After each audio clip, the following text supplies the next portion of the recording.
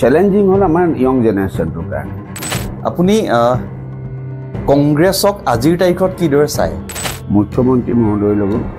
বহুত প্ৰফেশ্যনেল মানুহ কোনো সোঁহাত বাওঁহাত নাই মুখ্যমন্ত্ৰী সোঁহাতখনটো ইয়াত নাথাকিব নে মানুহজন শিলচৰত আছে জীৱনত যুঁজি ঠেলা হেঁচা গটা খাই আজি বিধায়ক এজন হৈছে তাতকৈ আৰু কি ডাঙৰ লাগে Softech Solution Computer Education presents and the broadcast with Sriman Abdeka MLA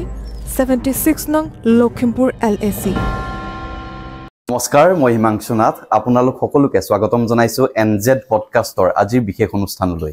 আজি আমাৰ লগত উপস্থিত আছে লখিমপুৰ বিধানসভা সমষ্টিৰ মাননীয় বিধায়ক শ্ৰীযুত মানৱ ডেকা ডাঙৰীয়া নমস্কাৰ হিমাংশু আপোনাক স্বাগতম জনাইছো এনজেড নিউজৰ পডকাষ্ট অনুষ্ঠানলৈ প্ৰথমে আপোনাক ধন্যবাদ জনাইছো ইমান ব্যস্ততাৰ মাজতো আপোনাৰ বহুমূলীয়া অকমান সময় আমাক দি পেলাই আমাক কৃতাৰ্থ কৰাৰ কাৰণে ধন্যবাদ মহোদয় ভালে আছে নে নিশ্চয় ভাল তোমাৰ ভাল নহয় হয় হয় বৰ্তমান আপোনাৰ বিধায়ক হিচাপে 4 বছৰীয়া কাৰ্যকাল সম্পূৰ্ণ হৈছে হোৱাৰ পথত আছে প্ৰথমবাৰ বিধায়ক হিচাপে আপুনি কাম কৰি আপোনাৰ অভিজ্ঞতা কেনে ধৰণৰ মই একেবাৰে কলেজীয়া জীৱনৰ পৰা সামাজিক জীৱনত আছো ৰাজনীতিৰ লগত জড়িত হৈ আছো প্ৰায় 17 বছৰমান বয়সৰ পৰা গতিকে বিধায়ক হোৱাটো এটা দায়িত্বটো হ'ল চৰকাৰী বুলি নকওঁ কাৰণ আমি ল মেকাৰ আমি আইন প্ৰণয়নকাৰী গতিকে দায়িত্ব হ'ল পদবী এটাত আছো আৰু এজন সাধাৰণ নাগৰিক হিচাপে ৰাইজৰ কাম কৰা ৰাইজক সহায় কৰিবলৈ চেষ্টা কৰা ৰাজহুৱা কামত জড়িত হোৱাটো একাউণ্টেবল নহয় মানুহে এটা বোলে ল'ৰাটোৱে আমাক সহায় কৰি আছে বা ল'ৰাটোৱে সহায় কৰিব চেষ্টা কৰিছে হয় ল'ৰাটোৱে ভাল কাম কৰি আছে সিমানখিনিতে সীমিত থাকে কিন্তু যেতিয়া আপুনি নিৰ্বাচিত জনপ্ৰতিনিধি হ'ব তেতিয়া আমি একাউণ্টেবল হওঁ হয় যেতিয়া কাম কৰাটোৰো আমি ৰাইজৰ পৰা ৰাইজে কাম কৰিলে ভাল পায় আৰু কিবা এটা কাম কৰি দিব নাজানে তেতিয়া সমালোচনা কৰে যে বিধায়কে আমাৰ অমুক ৰাস্তাটো বনাই দিব পৰা নাই বিধায়কৰ ওচৰত অমুক সহায়টো বিচাৰি গৈছিলোঁ তেওঁ কৰি দিব নোৱাৰিলে এনেকুৱা ধৰণৰ কথা বতৰা শুনে কিন্তু জীৱনটো তথাপি চলি থাকিব কাৰণ সকলো কাম বা সকলো সমস্যা সমাধান কৰি দিয়া কাৰো পক্ষে সম্ভৱ নহয় কিন্তু মই বিধায়ক হোৱাৰ পিছত এটা কথা আপোনালোকে লখিমপুৰে জানে যে মই এদিনো শুই থকা নাই বা এদিনো ৰেষ্ট লোৱা নাই 24 ঘণ্টাই লখিমপুৰৰ নাগৰিকৰ কাৰণে সমাজখনৰ কাৰণে মোৰ এলেকাটোৰ কাৰণে কিবা নহয় কিবা এটা কৰিবলৈ চেষ্টা কৰি থাকোঁ লখিমপুৰৰ জনসাধাৰণে আপোনাৰ কাম-বনক খুব প্ৰশংসা কৰে মই একেবাৰে ব্যক্তিগতভাৱেও আপোনাৰ কৰ্মৰ অনুৰাগী গতিকে আপুনি কিমান দূৰ এতিয়ালৈকে আপুনি নিৰ্ধাৰণ কৰা কামসমূহত সফল হৈছে বুলি ভাবে চাওক যিখিনি মোৰ নিৰ্বাচনী প্ৰতিশ্ৰুতি আছিল সেইখিনি সম্পূৰ্ণ কৰি তাতকৈ মই বেছি কাম কৰিছোঁ কিন্তু মোৰ যিটো সপোন বুলি আপুনি কৈছে মই সপোন শব্দটোত বহুত বিশ্বাস নকৰোঁ সপোনটোতো ৰাতি শুই থাকোঁতে দেখা যায় মই পৰিকল্পনা বুলি কওঁ নিশ্চয় ৰিয়েলিষ্টিক এপ্ৰ'চ এটা লওঁ মই সপোনটোতো যিটো দেখিব পাৰি কিন্তু পৰিকল্পনাটোতো বাস্তৱত ৰূপায়িত কৰিবলৈ কৰা যায় গতিকে মোৰ যিখিনি পৰিকল্পনা আছে বা আছিল সেইখিনি 50% কৰিব পাৰিছোঁ বুলি মোৰ মনে ধৰে আমি দেখা পাই আছো যে বৰ্তমান লখিমপুৰ নগৰৰ ভালেখিনি উন্নয়ন হোৱাৰ পিছতো লখিমপুৰ নগৰৰ ভিতৰৰ বাটপথসমূহ এতিয়াও যথেষ্ট ঠেক হৈ আছে বা ট্ৰেফিক ছিগনেলবিলাকো ধৰক ডিজিটেল হোৱাগে নাই এইখিনি বিষয়ত কি চিন্তা কৰে আপুনি লখিমপুৰৰ নগৰৰ অলি গলিবিলাক ঠেক হৈ আছে সেইটো মই কি কৰিম বা চৰকাৰে কি কৰিব কাৰণ যিসকল জনসাধাৰণ বা নাগৰিক আমি হয়তো অতীজত এটা সুপৰিকল্পিত ব্যৱস্থা বা মাষ্টাৰ প্লেন এখন নোখোৱাকৈ কামবিলাক কৰাৰ কাৰণে হয়তো ৰাস্তাটো যদি 20 ফুট ৰাখিব লাগিছিল আমি 8 ফুট ৰাখিছিলোঁ সেই বস্তুটো এতিয়া সেইটোৰ দায়িত্ব ল'বলৈ বৰ অসুবিধা ট্ৰেফিক লাইটৰ আমি এতিয়া গোটেই টাউনখনত এটা এবাৰ বাজেটত আপোনালোকে পঢ়িলে দেখিব গোটেই টাউনত ট্ৰেফিক ছিষ্টেম আৰু প্ৰত্যেকটো গলিত এটা ছুইচত সেইটো এটা টেকন'লজি আছে সেইদিনা মন্ত্ৰী মহোদয়ে কৈ গৈছে গোটেই গলিয়ে ষ্ট্ৰীট লাইট আৰু আমাৰ যিটো ট্ৰেফিক লাইট ছিষ্টেম সেইটো কৰিবলৈ আমি গৈ আছোঁ এই বছৰে 2 মাহমানৰ ভিতৰত সেই কামখিনি আৰম্ভ হ'ব কিন্তু অলি গলিৰ যিটো সমস্যা সেই সমস্যাটো মই এতিয়া আৰম্ভ কৰা সুবিধা নাই কাৰণ কোনোবা মানুহে যদি মোক মাতি আনি কয় গলিটোৰ যে আমাৰ 8 ফুটীয়া ৰাস্তাটো আমি আপুনি 20 ফুট কৰি দিয়ক 15 ফুট কৰি দিয়ক আমি মাতি আনি দিম তাৰ বাহিৰেতো উপায় নাই গতিকে সেই সমস্যাটো সমাধান কৰিব নোৱাৰে আৰু মই যে ক'লো বিগত 70 বছৰ আমাৰ লখিমপুৰ মাষ্টাৰ প্লেন খনি নাছিলে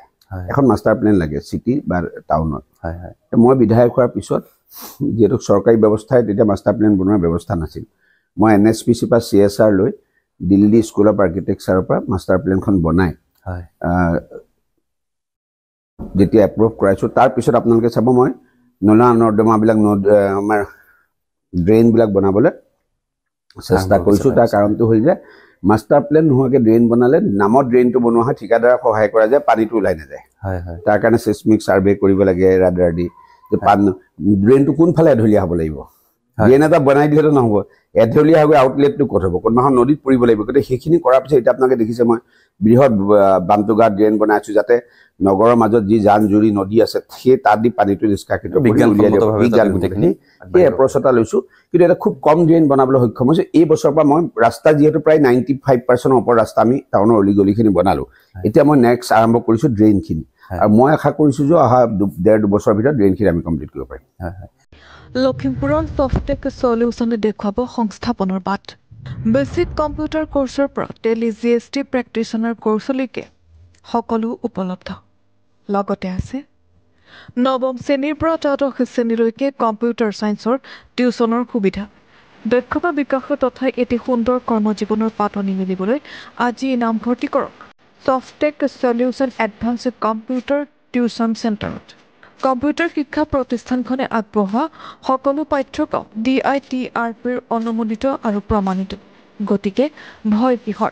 আগ্ৰহী প্ৰাৰ্থীয়ে আজিয়েই কৰক নামভৰ্তি যোগাযোগ কৰক 9854189951 7002703324 আমাৰ ঠিকনা KB road ward number 11 opposite FCI office north Lakhimpur Assam লখিমপুৰৰ ভৱিষ্যতৰ কাৰণে এনেকুৱা ধৰণৰ আৰু কিবা নতুন পৰিকল্পনা আছে টাউনখন এক্সপান্ড কৰিব লাগিব সেইকাৰণে আপোনালোকে দেখিব মই খুব সূক্ষ্মভাৱে পৰিকল্পনা কৰি কিছুমান কাম কৰি আছো এতিয়া ধৰক এই টাউনখনটো কনজাস্টেড হৈ গ'ল মানুহৰ ক'ত জুৰিবতো মানুহটো নুজুৰিব চহৰখন আমি বহল কৰিব লাগিব এতিয়া সেইকাৰণে আপুনি ঘুনাহতি দলং আমি কৰি আছো কমিউনিকেশ্যনে অকল নহয় ইয়াৰ পৰা ঘুনাহতিখন অত্যন্ত সুন্দৰ ঠাই কিন্তু ইয়াৰ পৰা ঘুনাহতি যদি দলং হয় 8-10 মিনিট লাগিব তাতকেতো বেছি নালাগে আমি সেই ঘুনাহতিৰ দলঙৰ ৰাস্তাটো একেবাৰে ঢকুৱাখানা হৈ ডিব্ৰুগড়লৈকে মাজুলীলৈকে পোনাই পঠিয়াব গতিকে সেইফালে আমি চহৰখন বহল কৰিব পাৰিম ঠিক আপোনালোকে যদি চাই গোবৰীহালি আমাৰ বাইপাছৰ নলকটা গোবৰীহালিৰ পৰা আমি সিধা ডিজুলা ৰাস্তাটো বনাই আছো 4 লেন কৰিম অলমষ্ট 4 লেন টাইপ ৰাস্তা আছাম মালাৰ ৰঙা নদীৰ ওপৰত আৰু তিনিখন নদী আছে ৰঙা নদীৰ ওপৰত এখন আৰু দুখন বেলেগ বেলেগ নদীৰ ওপৰত দি জহিং নদী আৰু এখন নদী আছে দি আমি যিটো ডিস্টেন্স এতিয়া 16 কিলোমিটাৰ আছে সেইটো আমি 6 কিলোমিটাৰ আনিছো সেইবিলাকো খুব প্ৰাকৃতিকভাৱে ধুনীয়া জায়গা যথেষ্ট মাটি আছে গতিকে সেইফালে নগৰখন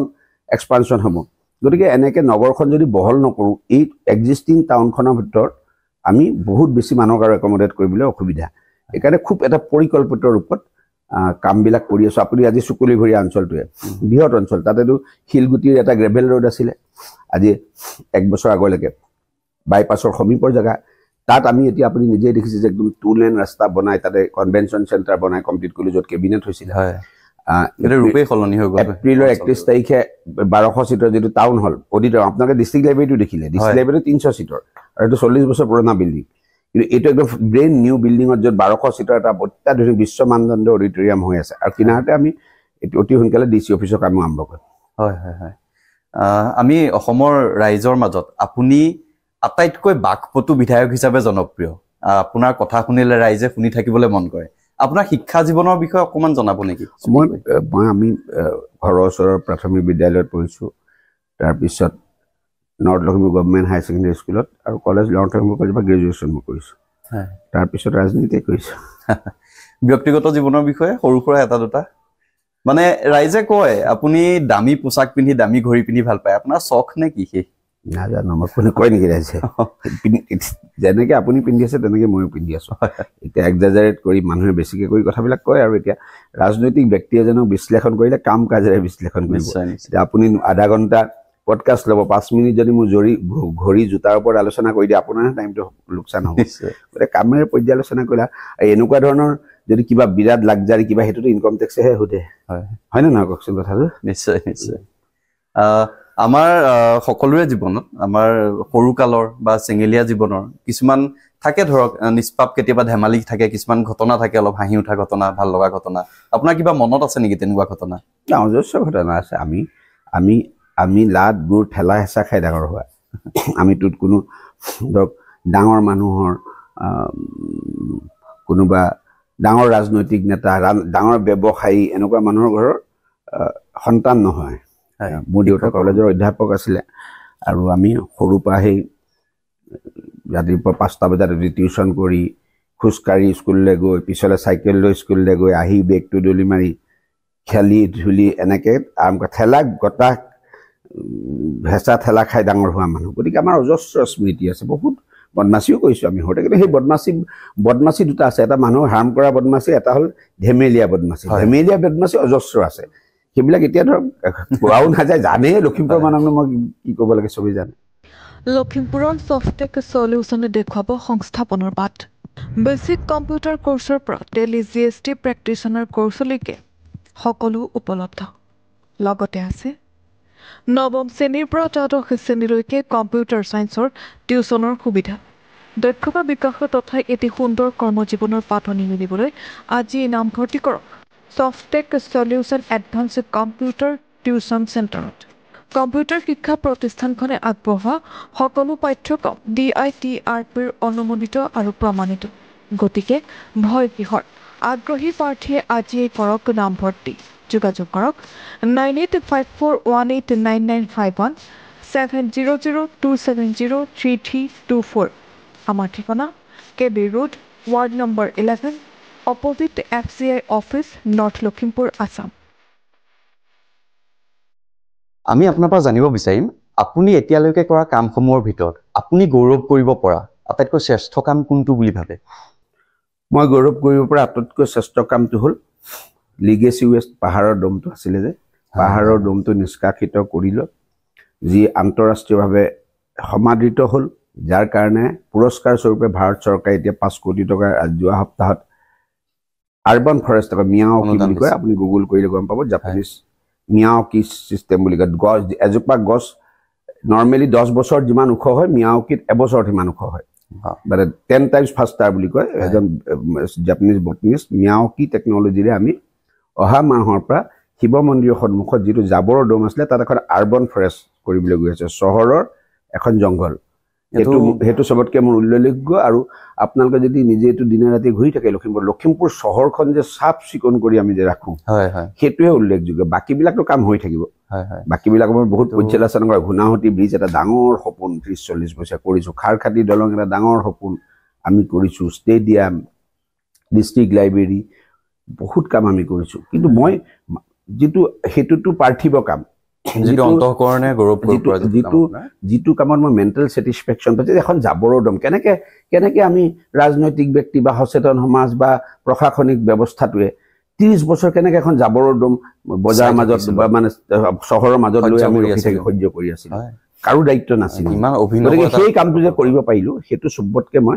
জীৱনৰ প্ৰাপ্তি বুলি ভাবোঁ মহোদয় আমাক এবাক জনাওক যে আপোনাৰ দৃষ্টিত অসমৰ ৰাজনীতিৰ ভৱিষ্যত কি লখিমপুৰৰ ছফটেক সলিউচনে দেখুৱাব সংস্থাপনৰ বাট বেচিক কম্পিউটাৰ কোৰ্চৰ পৰা টেলি GST প্ৰেক্টিচনাৰ কোৰ্চলৈকে সকলো উপলব্ধ লগতে আছে নৱম শ্ৰেণীৰ পৰা দ্বাদশ শ্ৰেণীলৈকে কম্পিউটাৰ ছায়েন্সৰ টিউচনৰ সুবিধা দক্ষতা বিকাশৰ তথা এটি সুন্দৰ কৰ্মজীৱনৰ পাতনি মেলিবলৈ আজি নামভৰ্তি কৰক ছফটেক সলিউচন এডভান্স কম্পিউটাৰ টিউচন চেণ্টাৰত কম্পিউটাৰ শিক্ষা প্ৰতিষ্ঠানখনে আগবঢ়োৱা সকলো পাঠ্যক্ৰম DITRPৰ অনুমোদিত আৰু প্ৰমাণিত গতিকে ভয় কিহৰ আগ্ৰহী প্ৰাৰ্থীয়ে আজিয়েই কৰক নামভৰ্তি যোগাযোগ কৰক 9854189951 7002703324 আমাৰ ঠিকনা KB road ward number 11 opposite FCI office north Lakhimpur Assam চাওক যথেষ্ট চেলেঞ্জ আছে আমাৰ ওপৰত প্ৰত্যাহ্বান যথেষ্ট আছে যিবিলাক কথা মই বহুত খোলাকে নকওঁ কি অসমখন আছিলে কেনেকুৱা ধৰণৰ আমাৰ মাটি বাৰী সম্পদবিলাক গুচি গৈ আছে বেলেগৰ হাতত সেইবিলাক থাকিবই কিন্তু যদি চ্যালেঞ্জিং হ'ল আমাৰ ইয়ং জেনেৰেশ্যনটোৰ কাৰণে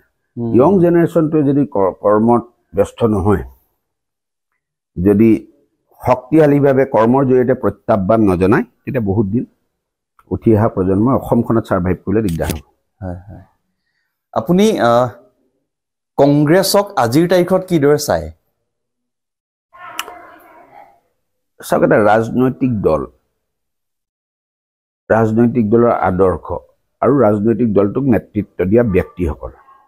মই নকওঁ কোনোবা ৰাজনৈতিক দল ভাল বেয়া সেইটো ৰাজনৈতিক চবৰে ভাল সংবিধান পঢ়িলে একেই দেখিব কিন্তু নেতৃত্ব দিয়া ব্যক্তিসকলে যি ধৰণে দলটোক আগুৱাই লৈ যাব বিচাৰিছে এইটো মানে আপোনাৰ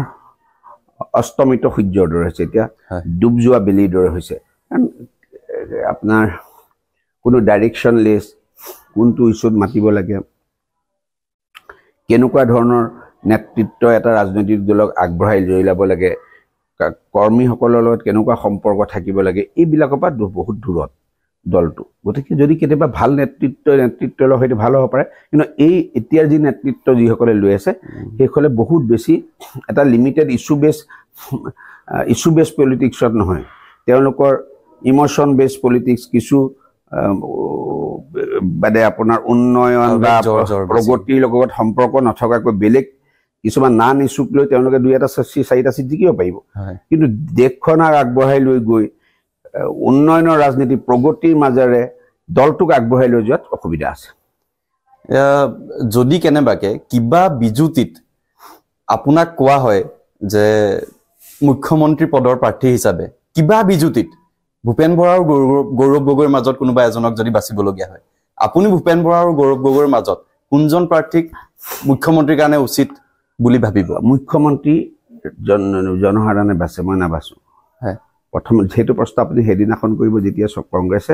64টা চিট জিকি আহি পাব তেতিয়া মোক ক'ব যে আপুনি কংগ্ৰেছৰ মুখ্যমন্ত্ৰী কোন হোৱাটো বাছি দিয়ক বুলি গতিকে আপুনি এনেকুৱা এটা কৈছে বিয়াই ঠিক হোৱা নাই লৰাই প্ৰপ'জে কৰা নাই এতিয়া আপুনি বাচ্চাৰৰ নাম সুধি থাকিলে কেনেকৈ হ'ব গতিকে এই প্ৰশ্নটো আজিৰ দিনৰ প্ৰাসংগিকতা নাই হয় হয় হয় নিশ্চয়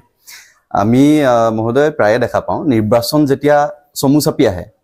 আপোনাক টাৰ্গেট কৰি ছ'চিয়েল মিডিয়াত বহুতে কিছুমান ইটো কাম বন বিতৰ্কৰ সূচনা কৰিবলৈ চেষ্টা কৰে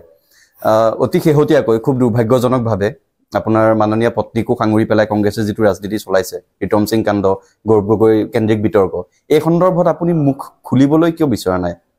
এতিয়া তেনেকৈ মুখ খুলি থাকিবলৈ আপুনি লখিমপুৰত আপোনাৰ বয়স কিমান হ'ল এতিয়া 33 বছৰ আপুনি স্কুল যোৱাৰ পৰা মোক চিনি পায় জানে নিশ্চয় আপোনাৰ ঘৰৰ মানুহে মোক জানে মোৰ দেউতা ইয়াত কি জানে মোৰ ককা ইয়াত কি আছিলে জানে মোৰ বাইদেউ কি জানে মোৰ ভিনদেউ কি জানে সকলোৱে নাজানে জানো এতিয়া মোক মূল্যায়ন কৰিব মোৰ লখিমপুৰৰ